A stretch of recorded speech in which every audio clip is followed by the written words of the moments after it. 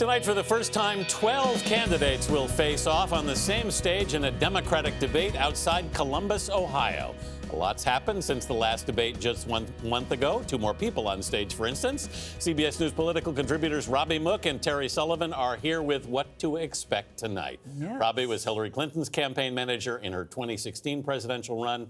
Mr. Sullivan was Marco Rubio's campaign manager in his 2016 bid. Good morning to both of you. Welcome. Terry, let me start with you. Former Vice President Biden is still facing criticism from President Trump over his son Hunter's ties in the Ukraine. Does he have to respond to that tonight? He has to take the fight to Donald Trump. I mean, this is actually a huge opportunity that they've missed. You can either catch spears in politics or you can toss spears. Catching isn't much fun. Seems like it hurts. Yeah. Even if you're really good at it, it's not much fun. You should just start throwing them. And he needs to go on the attack and prosecute the case against Donald Trump on this same issue. Well, I wonder if Hunter Biden may have handed some spears to the opposition with an interview today. I want to play a bit of that sound. This is Hunter Biden responding to his joining the Ukrainian energy company, the board, and then dropping out. Let's listen to that. I'm a human. And you know what? Did I make a mistake? Well, maybe in the grand scheme of things, yeah. But did I make a mistake based upon some unethical lapse? Absolutely not.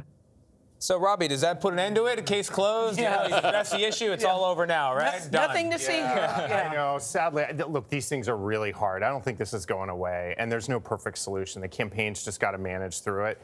Look, if I were sitting next to Hunter Biden right now, I'd say, buck up, my friend. I mean, what happened here is nothing compared to what the Trump family has done. What do you mean? Well, trademarks, Ivanka getting trademarks in China while she's serving in the West Wing. You know, you've got Don Jr. over doing an event with the Prime Minister of India to sell condos. I mean, what he did is nothing compared to that. He just sat on a board. He wasn't doing events with foreign figures. But it's sad that's where we're at, that it's about whataboutism. Yeah. I mean, look, he did profit off of his father's name.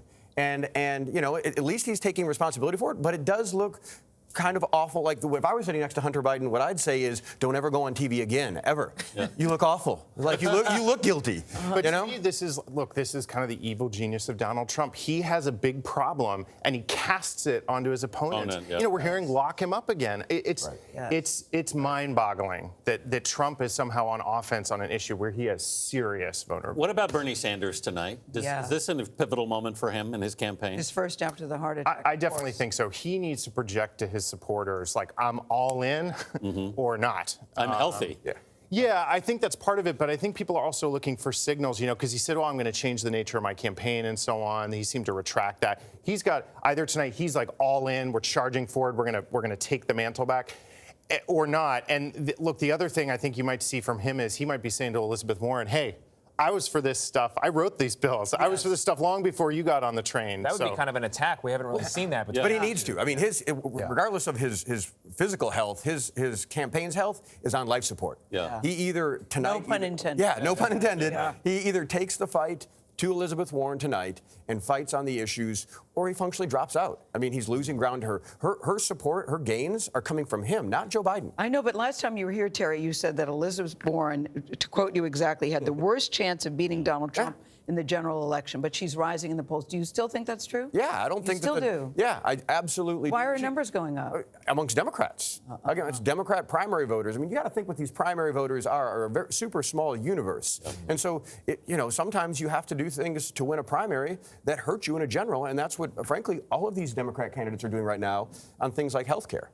12 people on stage tonight, guys. Yeah, it's a what lot. can we really expect to get out of this conversation? Who's going to fall off the end of that stage before the next debate? Yeah. Well, that's a question of fundraising, basically, online fundraising, right, effectively. I think that, look, they're going to be speaking in short clips. I think this format will lend itself to people throwing spears, frankly. Yeah. So I would look for some of those middle to bottom tier candidates to go. I think Tulsi Gabbard, you know, we've seen her in the past. She didn't take on any water for going after Kamala Harris. I wouldn't be surprised if she goes after Warren.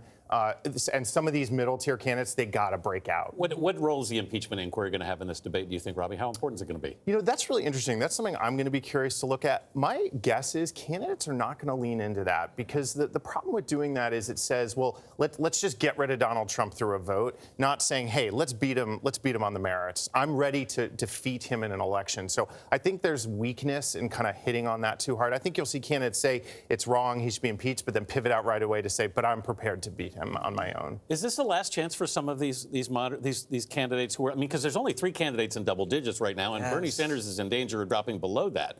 Is this the last chance for some of these other candidates? For some of them, but I mean, look, you don't have to necessarily be in double digits right now. If you look at Pete Buttigieg, I mean, look, he's still in a good position. I think he's a little bit of the sleeper candidate who can, when these other ones start really pounding on each other, can rise up. And so I think, and he's got the money to do it. So Does he have a better chance of beating Donald Trump? Absolutely. Elizabeth Warren, really? Yeah, at 100%. 100%. Why? He's likable because when she speaks, That implies she's not like yeah, right. That's, Yes, yeah. He's clever. look at the end of the day, the way she wags her finger when she talks and things like that, her video, she's awkward. She's not comfortable in her own skin, and that has nothing to do with her being a woman or versus a man. That's interesting. Listen, when we went to the green room before they came on, I said, "What's going to happen tonight?" And Terry goes, "The Nationals are going to win." That's it.